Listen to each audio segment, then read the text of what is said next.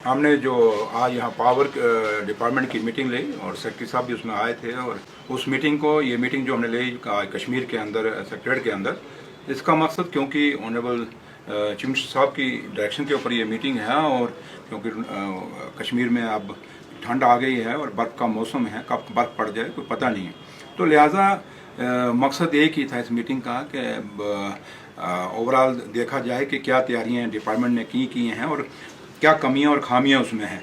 तो लिहाजा हमने मीटिंग ली है। कुछ कमियां हैं बीच में, अभी भी हैं। हमने उनको कहा है कि स्टॉक बढ़ाने की ज़रूरत है कि कोई पता नहीं बर्फ़ ज़्यादा पड़ेगी।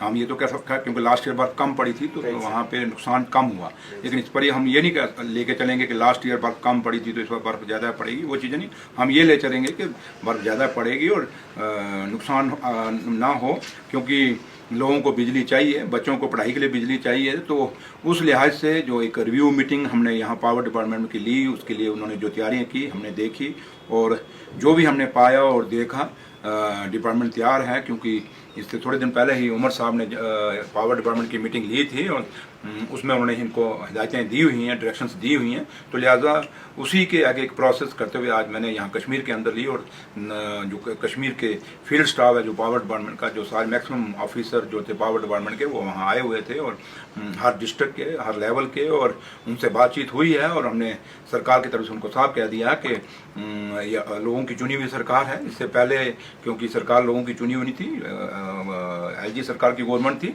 उसमें बात कुछ और थी, लोगों की इतनी सुनवाई नहीं थी। लेकिन आज लोगों की चुनी हुई सरकार है और इलाके में एमएलए बैठे हुए हैं और जब लोगों की बिजली जाएगी, अनशेड्यूल्ड कर्टेलमेंट होगी, तो एमएलए के पास हल्ला करेंगे और एमएलए को भी बात सुननी पड़ेगी और कुछ लोग हमारे पास भी आएंगे।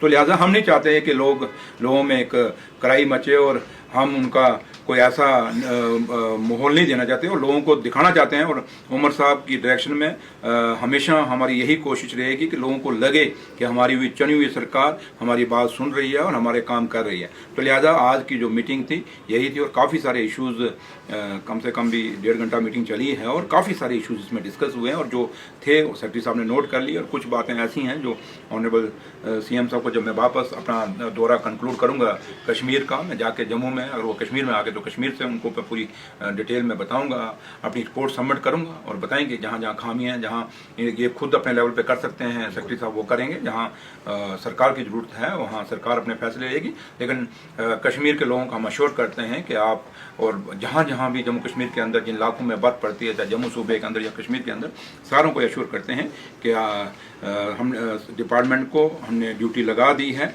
कि कोई ऐसी परेशानी इस ठंड के मौसम में लोगों को नहीं आनी चाहिए। हम लोग वोट लेके आए हैं और लोगों के दुख दर्द में शामिल होना हमारा फर्ज है। तो लिहाजा चाहे पानी हो, चाहे बिजली हो, चाहे वो सड़कें हों, चाहे रोड क्लियरेंस हो, कल क्योंकि मैंने रोड क्लियरेंस की जो डिपार्टमेंट है आरएनबी, उसकी भी रिव्यू मीटिंग रखी हुई है। उसके साथ साथ हमने और भी इशू काफ़ी सारे हैं जो अलग अलग डिपार्टमेंट, पीएचई का भी रखी है। तो सारी मीटिंगें करेंगे और यही है कि ऑफिसर्स को मोबिलाइज करेंगे, उनको ये ना लगे कि हमें कोई पूछने वाला नहीं है।